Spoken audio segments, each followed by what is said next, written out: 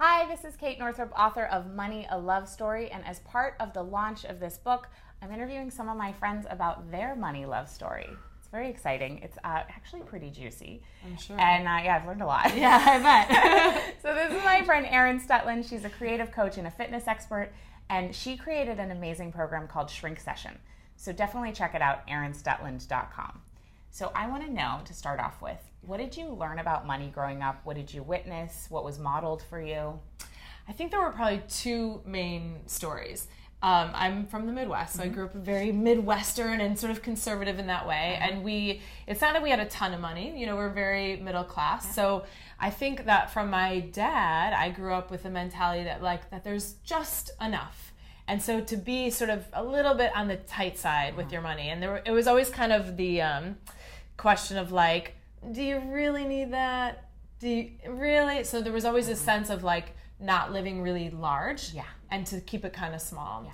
And then I think from my mom, which was interesting, and I'm sure she would be like, I didn't teach you that. And maybe she, but I think she kind of did. It was sort of like, and I know in a way she was just kind of joking, but it was always like, make sure you marry someone really wealthy. Wow. And so I think somehow that gave me the message that I wasn't going to be able to earn, that it wasn't like I wasn't going to be the earner, like to put it on somebody else and just, so then I think, as I kind of got older and through my 20s, there was a belief that somebody else was going to swoop in and do that, and that I didn't have the potential to earn a lot of money. And there's actually a chapter in the book about that. It's called something about Who's Your Prince Charming. And we go through and we do this exercise because for many people, it's actually a man. Yeah. And for many of us, it's like the government or a job or our parents. Like just that kind of feeling, even if it's unconscious, that somebody else is going to do it for us. Yes. So now I've known you for several years as a successful fitness personality in New York City and into your coaching, and also an actor and a dancer and all these amazing things. You're obviously you're rocking it.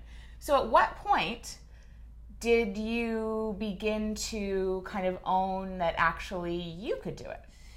It's great. There really was a specific point. Oh, cool. It was like a very big turning point. I had actually come out of a long-term relationship, and in that relationship, it was the situation where one day I wouldn't have to work. He was very financially sound.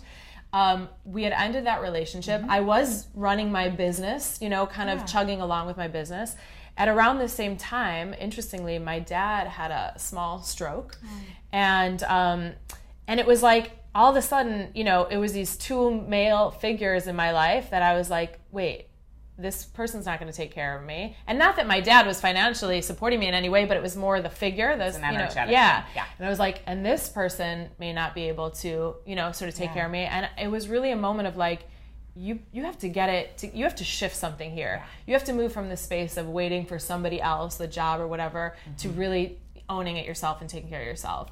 And so that's when I sort of changed my business model, and I changed what I was doing in my business a little bit and made some tweaks, and I think just energetically stepped up in a whole different way. That's so cool. Yeah. So I'm grateful for those, as hard as it was in the moment. Yeah, I'm sure that was definitely not a fun time. Yeah. But those things do teach us and give us that kind of energy to say, wait, I actually can. Yeah. And so how has your life shifted as a result, like with your business and in relationships as well?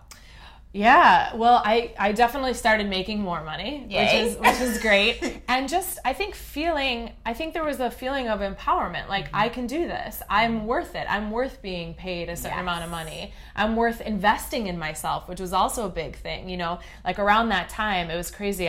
Right around the time that I was like, I'm going to change my whole money story, I literally got socked with a $10,000 dental bill, which was insane because I was like, I'm going to make more money than I've ever made before. This is going to be the year I change it. And then they're like, but first, you're going to put $10,000 towards your teeth. And I was like, when you ask for something, life is like, are you sure? Are you really sure you want to change your money story? And so that gave me the opportunity to really shift and be like, oh, you know what? I'm worth $10,000.